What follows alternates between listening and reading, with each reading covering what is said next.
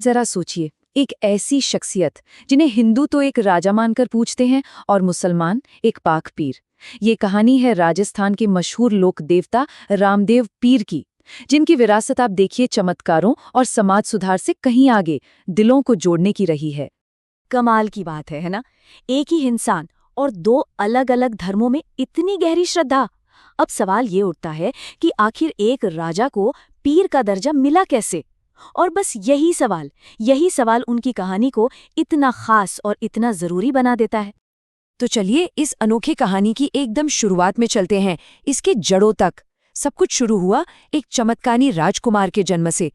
एक ऐसा राजकुमार जिसके भाग्य में इतिहास बदलना लिखा था।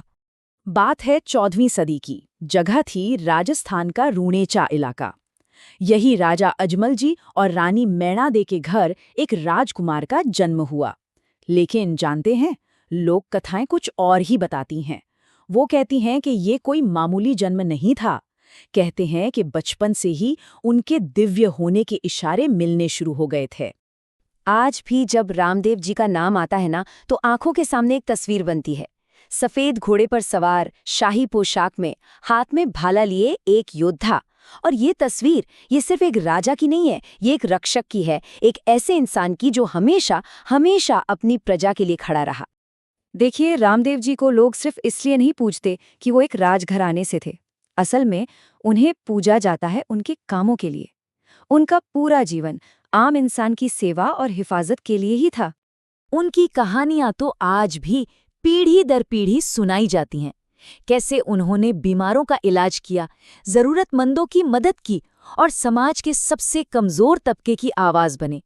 बस इन्हीं कामों ने, इन्हीं ने एक राजकुमार को लोक देवता बना दिया।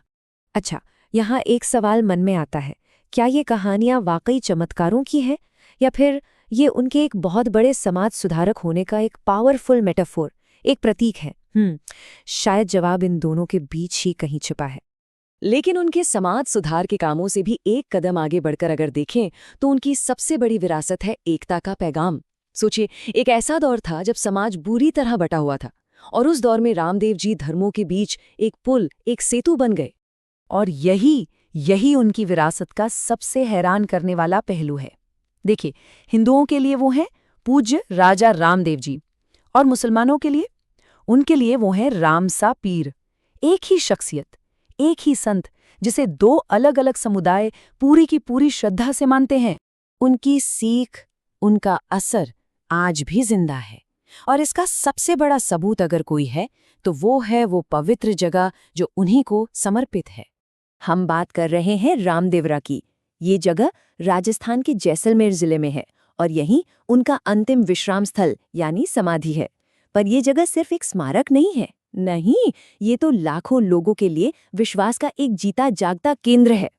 और जब मैं लाखों कह रही हूं तो इसका मतलब वाकई में लाखों हैं।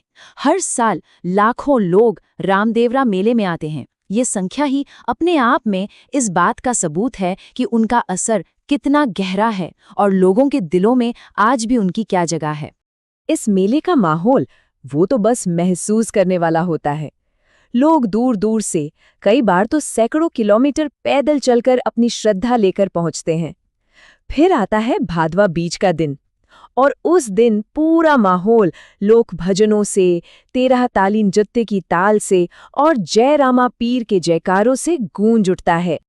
और उनकी सारी शिक्षाओं का सार, उनका निचोड़ शायद बस एक लाइन में समाया है, और वो है कर्म जाति से बड़ा है। सोचिए, उस जमाने में ये कहना कितनी बड़ी, कितनी क्रांतिकारी बात रही होगी कि किसी भी इंसान की पहचान उसके जन्म से नहीं, उसके कर्मों से होती है। और बस यही बात हमें आज के दौर में एक बहुत जरूरी सवाल पर लाकर छोड़ देती है।